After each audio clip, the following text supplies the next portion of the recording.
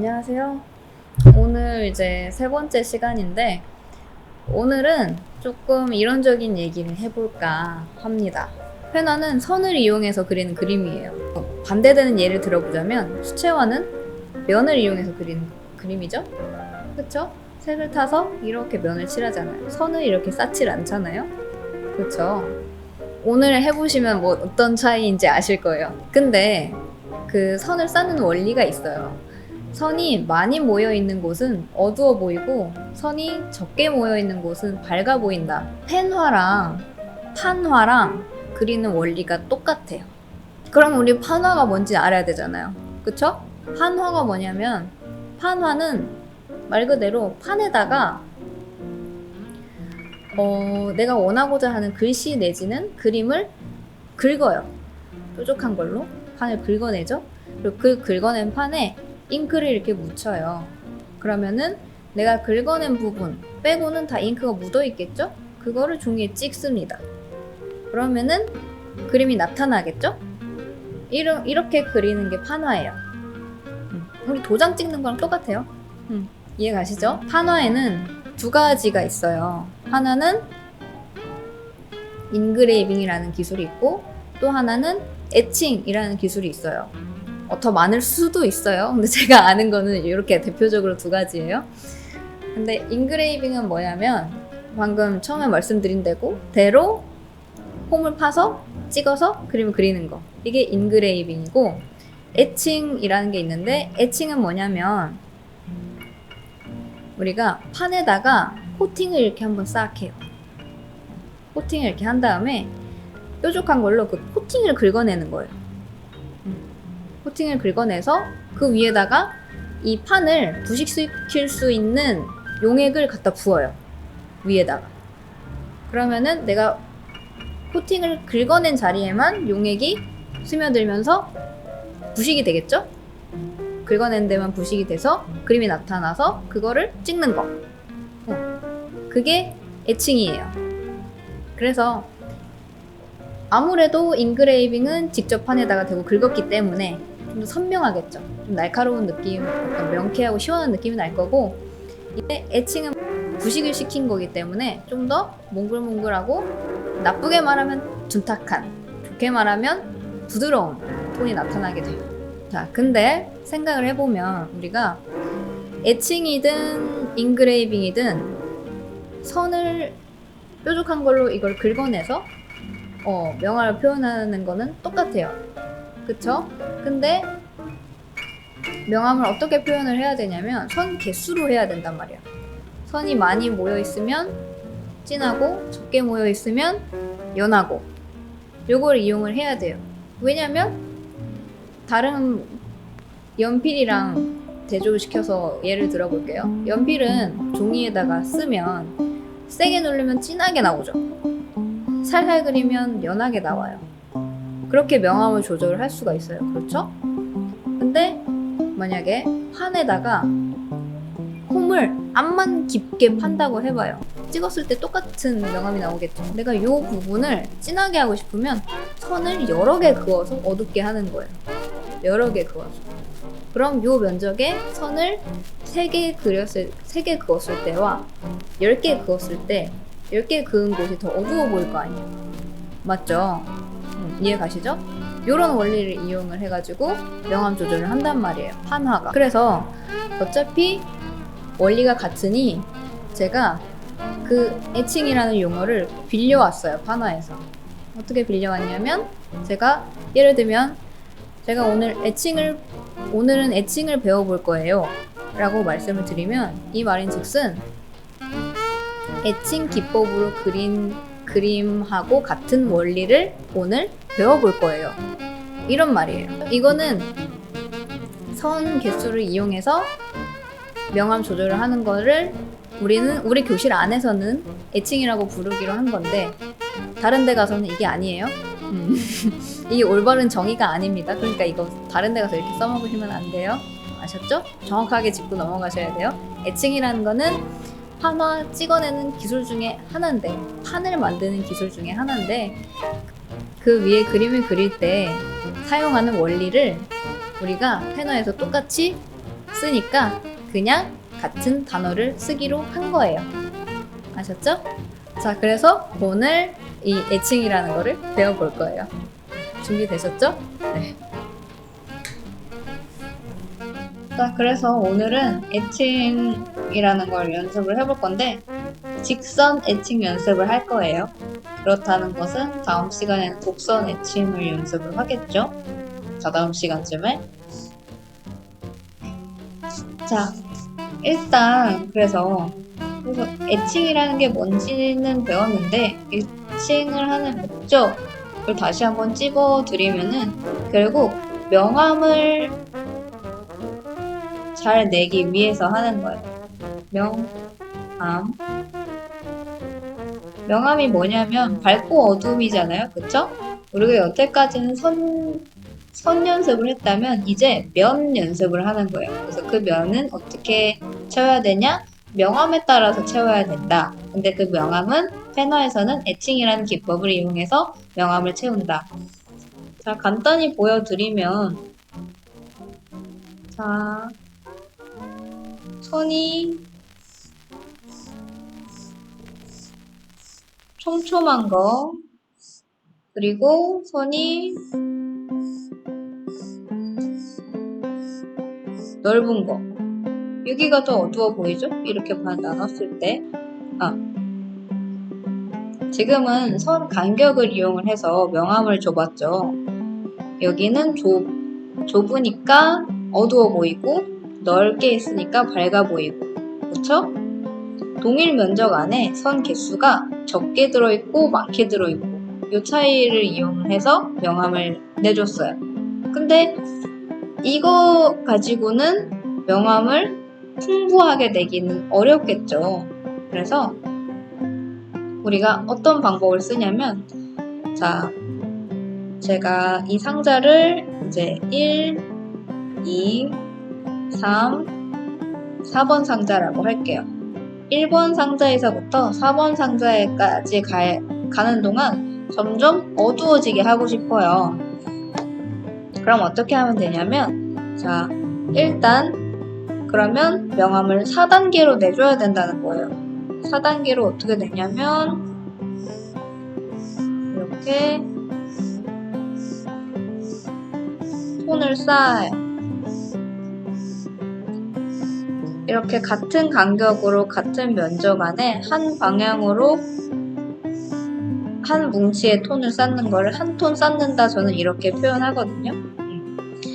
이렇게 한 톤 쌓고 또 이렇게 한 톤 쌓고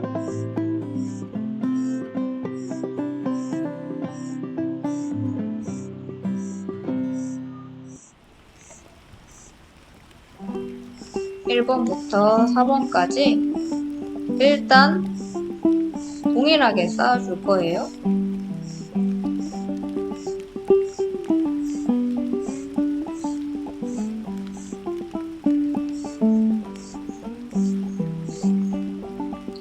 보시면 아시겠지만 우리 선을 여러 개 그리는 거를 이용해서 면을 채우고 있잖아요.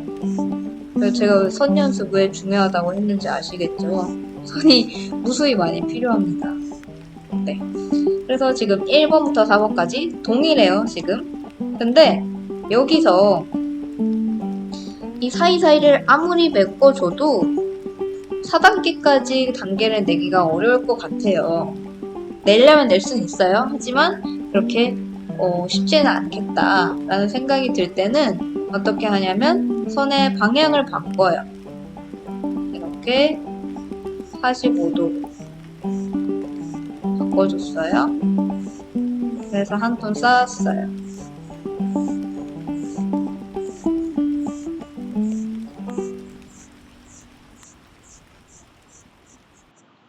좀 쌓고 지금 2번, 3번, 4번 다 똑같이 한 톤 쌓을 거예요.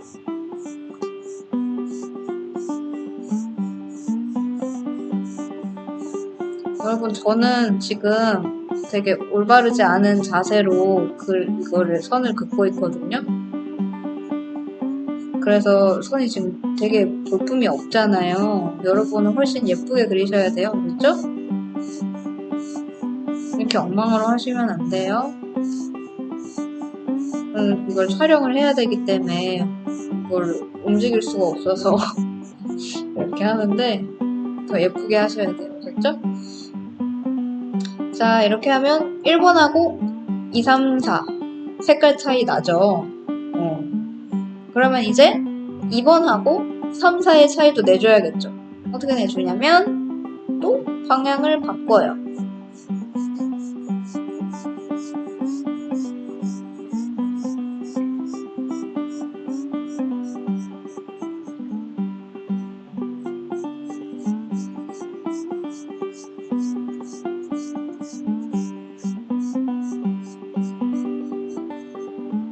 그러면은 2번하고 3번, 4번 차이 났고 마지막으로 이렇게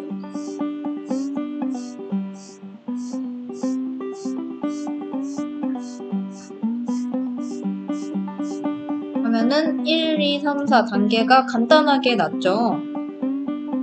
그래서 이렇게 가로, 세로 45도 이렇게 4가지 방향으로 톤을 쌓는 게 가장 기본이에요.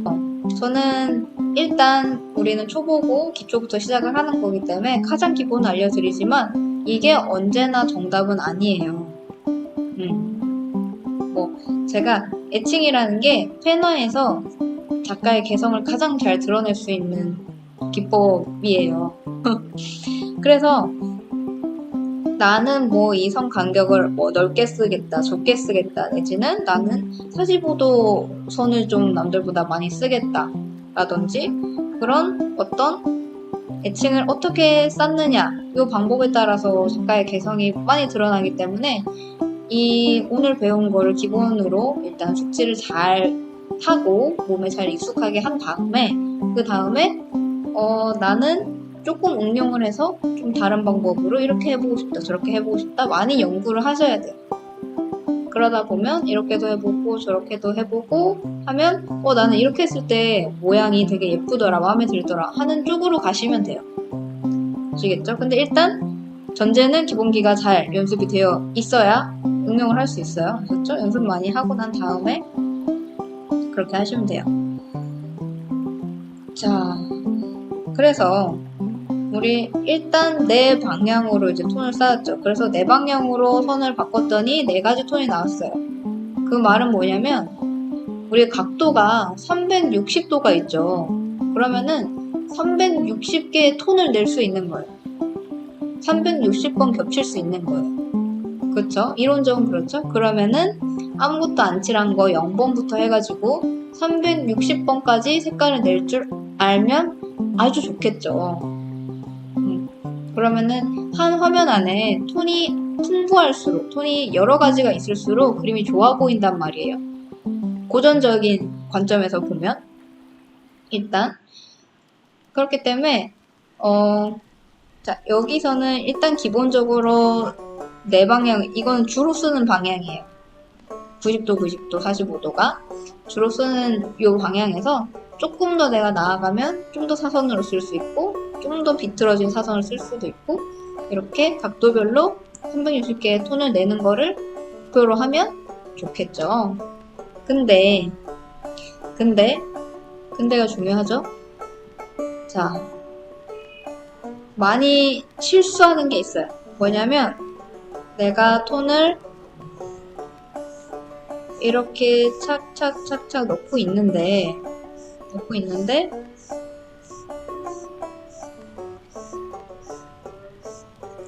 이렇게 삐끗했어요. 여기 간격이 좀 다르단 말이에요. 이거는 언제나 간격을 일정하게 주는 게 예쁘거든요. 근데 여기가 이렇게 넓어져 버렸어요. 그래가지고 이거를 채워주겠다고 살을 이렇게 메꿔버리는 거예요. 이거는 되게 좋지가 못해요. 톤에서 이렇게 톤이 한 번 지나간 자리는 그 같은 실수를 이거를 빈대를 메꿔주겠다고 이렇게 덧칠하는 거는 나쁜 습관이에요. 왜냐면 제가 이걸 안 해본 건 아니에요. 저도 제가 톤 넣고서는 실수했네 하고서 이렇게 메꿔봤거든요. 근데 이게 모양이 더 망가지더라고요. 그러니까 될 수 있으면은 처음부터 톤을 집중해가지고 예쁘게 까는 게 좋고, 그게 당연히 첫 번째고, 그게 만약에 안 돼서 좀 어딘가 넓어졌다거나 어딘가 좀 모자라게 됐다거나 해도 그냥 넘어가세요. 넘어가는 게 나아요.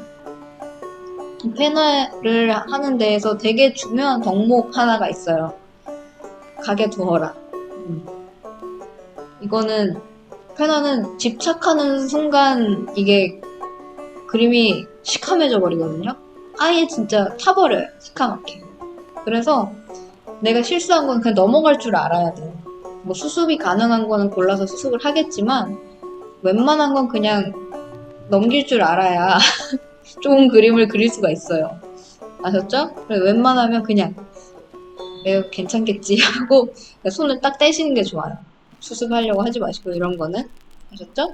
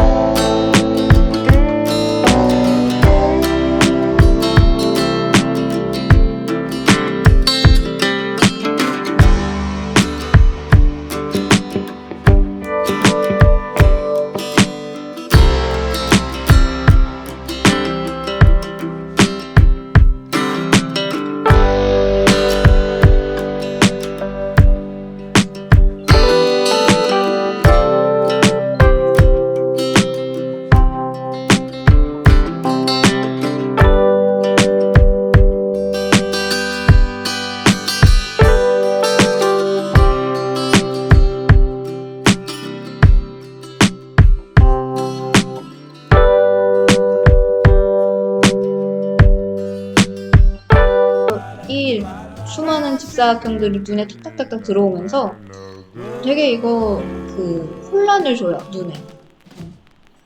그래서 이 모양이 굉장히 보기가 싫은 모양이기 때문에 이렇게 뭐 엄청 정교하게 모든 선 간격을 일정하게 뭐 린넨천 모양처럼, 린넨 모양 아시죠? 가로 세로 이렇게 곱게 짜여져 있는 그런 원단 모양처럼 할 수 있는 게 아니면 이 방법은 안 쓰는 게 좋아요.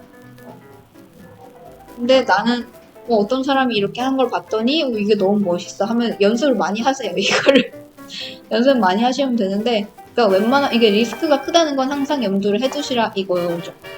초보 때는 쓰지 않는 게 좋고. 아셨죠? 이렇게 해놓으면 손이 굉장히 많이 엉키기 때문에 수습하기가 힘들어요, 우리 처음에는. 그러니까 웬만하면 가로, 그 다음에 사선, 그 다음에 다른 세로, 그 다음에 사선 이렇게 넣으시는 게 좋아요. 아셨죠? 자, 그리고 마지막으로 정말 정말 정말 너무 중요한 거. 나는 이 안에 세상에서 가장 어두운 톤을 넣을 테야. 이렇게 마음을 먹었어요. 그러면은 선을 우리 아까 각도가 360도가 있으니 360개의 톤을 낼 수 있다고 했죠.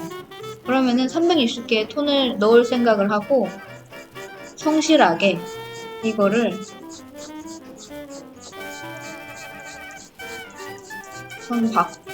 방향 바꾸고 또 방향 바꾸고